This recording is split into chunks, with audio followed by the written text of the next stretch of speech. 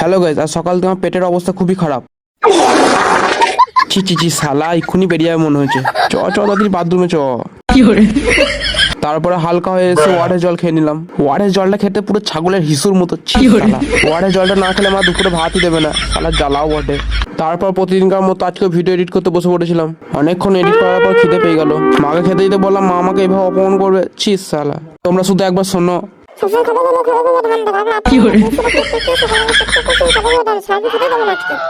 তারপর মায়ের হাতে পায়ে ধরে রিকোয়েস্ট করে তারপর মা বিরিয়ানিটা দিয়ে দিল। তারপর বিরিয়ানিটাকে ঠুসে মেরে দিলাম। শান্তি পড়লো পেটটা। তারপর খেতে আবার বসে বললাম এডিট করার কাজে।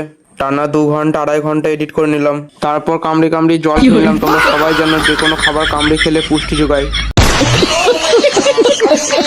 তারপরে আবার বাইরে এসে দেখি যে একটু ঘর করার জন্য মাটি খুঁজছে। ঘর এসে আবার পড়তে বসে যাই। 6-7 মাস পর আঝোড়া বাঁশ রেডি হচ্ছে পেছনে দেওয়ার জন্য, কারণ মাধ্যমিক পরীক্ষা আছে। মা বলেই দিয়েছে যদি মাধ্যমিকে ফেল করি তাহলে চায়ের দোকানে কাজে লাগিয়ে দেবে।